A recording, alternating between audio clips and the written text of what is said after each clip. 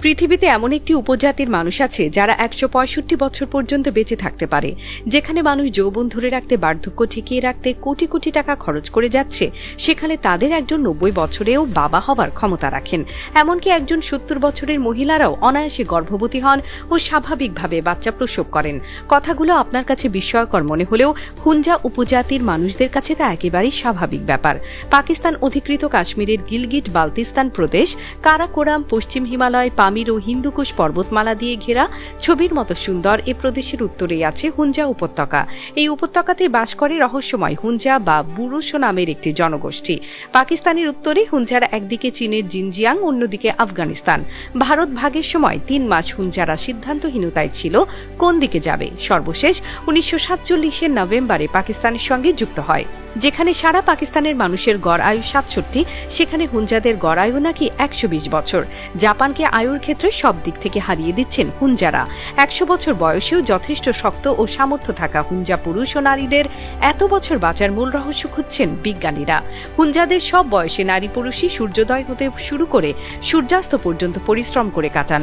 একজন ৮০ বছরের হুঞ্জা বৃদ্ধের কাছে দৈনিক ১০ থেকে ১৫ কিলোমিটার পাহাড়ি পথ হাঁটা, দুধ ভাত, ৪০ কেজি শস্য বোঝায় বস্তা অনায়াসে তারা ক্ষেত থেকে নিয়ে ফেরেন।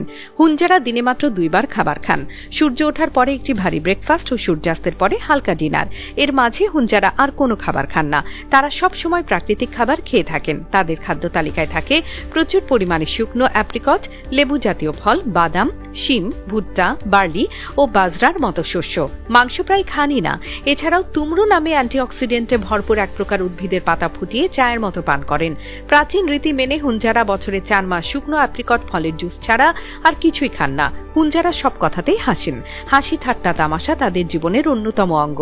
বিজ্ঞানীদের মতে প্রচুর পরিমাণে ভিটামিন B17 সমৃদ্ধ অ্যাপ্রিকট ফলটি খাবার কারণেই তারা বিশ্বের একমাত্র ক্যান্সার বা টিউমার মুক্ত জাতি।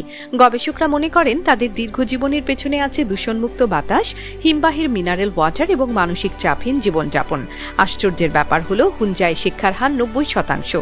এখানকার নারীদের সৌন্দর্যের গোপন রহস্য হলো ফলের রসপান এবং নিয়মিত শ্বাসক্রিয়ার ব্যায়াম। এখানকার মেয়েরা খুবই লাজুক। হুঞ্জা নারীরাও কাশ্মীরিদের মতো মাথায় এক ধরনের টুপি পরে। তারা নিজেদের ভেতর বিবাহের মাধ্যমে বংশধারা অব্যাহত রাখে। এই অঞ্চলের ৯৫% লোকই মুসলিম। বিশ্বের বিভিন্ন প্রান্ত থেকে পর্যটকরা এই সৌন্দর্যমণ্ডিত স্থানে হুঞ্জা উপজাতির জীবনধারা দেখতে আসেন। বর্তমানে হুঞ্জা উপত্যকা শুধু রহস্যময় দীর্ঘায়ুর গল্পের জন্যই নয়, বরং তার অপরূপ প্রাকৃতিক সৌন্দর্যের কারণে বিশ্বজুড়ে পরিচিত। বসন্তকালে অ্যাপ্রিকট ও চেরি ফুলে পুরো উপত্যকা রঙিন হয়ে ওঠে, আর শরৎকালে গাছের সোনালি লাল পাতায় পাহাড়ে যেন নতুন রূপ ধারণ করে। তাই প্রতি বছর বিশ্বের নানা দেশ থেকে হাজার হাজার পর্যটক এই উপত্যকায় ছুটে আসেন।